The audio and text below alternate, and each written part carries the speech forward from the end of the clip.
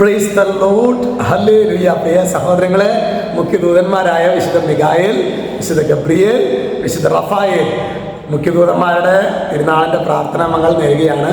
വളരെ പ്രത്യേകമായി ഈ നാമത്തിൽ അറിയപ്പെടുന്നവരുടെ നാമഹേതുക തിരുനാൾ കൂടിയാണ്.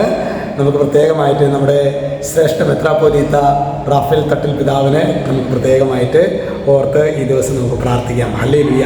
ഇന്ന് നാം ധ്യാനിക്കുന്നത് പരിശുദ്ധ ലിയോ മാർപ്പാപ്പയുടെ ഒരു കോട്ടാണ്. അത് പരിശുദ്ധ പിതാവ് പറയുകയാണ്, കർത്താവിൻ്റെ കരുണാസ്പർശത്തിന് അപ്രാപ്യമായ ഒരു ഭൂതകാലവുമില്ല.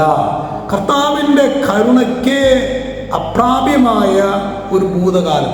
കർത്താവിൻ്റെ കരുണയ്ക്ക് എല്ലാ മേഖലകളും, മനുഷ്യൻ്റെ സമസ്ത മേഖലകളിലും കർത്താവിന് തൊടാനായിട്ട് സാധിക്കും. പ്രിയ സഹോദരങ്ങളെ, ചിലപ്പോൾ നമ്മുടെ ജീവിതത്തിൽ ചില ഒരു അമ്മയുടെ ഉദരത്തിലായിരുന്ന സമയത്ത്, അല്ലെങ്കിൽ ഒരു കുഞ്ഞായിരുന്ന സമയത്ത്, അല്ലെങ്കിൽ യുവാവായിരുന്ന സമയത്ത്, അല്ലെങ്കിൽ 5-10 വർഷങ്ങൾക്ക് മുമ്പ്, പ്രിയ സഹോദരങ്ങളെ, എത്ര മാനുഷികമായ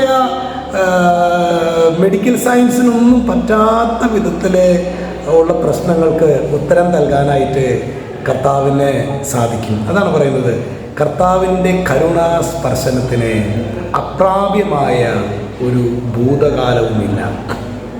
ഇന്ന് ഈ ശുശ്രൂഷയിൽ നമ്മൾ പങ്കെടുക്കുമ്പോൾ ദൈവമേ, നമ്മളീ പറയാറുള്ള ആന്തരിക മുറിവെന്നൊക്കെ പറയാറില്ലേ സഹോദരങ്ങളെ, അതിൻ്റെ ഒറ്റ കാര്യത്തിലുള്ളൂ, കർത്താവിന് തൊടാൻ അനുവദിക്കണം. കർത്താവ് തൊടാത്തിടത്തോളം കാലം ചില മനുഷ്യന്മാർക്ക് ഭയങ്കര ക്ഷിപ്രഭൂമികൾ, അല്ലെങ്കിൽ ഡിപ്രഷൻ, അല്ലെങ്കിൽ ഇങ്ങനെയുള്ള പല വിഷയങ്ങളുണ്ടെങ്കിൽ കർത്താവിനെ തൊടാനായിട്ട് നാം അനുവദിക്കണം. അതാണ് പരിശുദ്ധ ലിയോ 14 മാർപ്പാപ്പയിലൂടെ ഇന്ന് കർത്താവ് നമ്മളോട് പറയുന്നത്. കർത്താവിൻ്റെ കരുണാസ്പർശനത്തിന് അപ്രാപ്യമായ ഒരു ഭൂതകാലമില്ല. ഓ ദൈവമേ, ഈ ഒരു പ്രബോധനത്തിൻ്റെ അഭിഷേകത്താൽ ഞങ്ങളെ നിറയ്ക്കണമേ.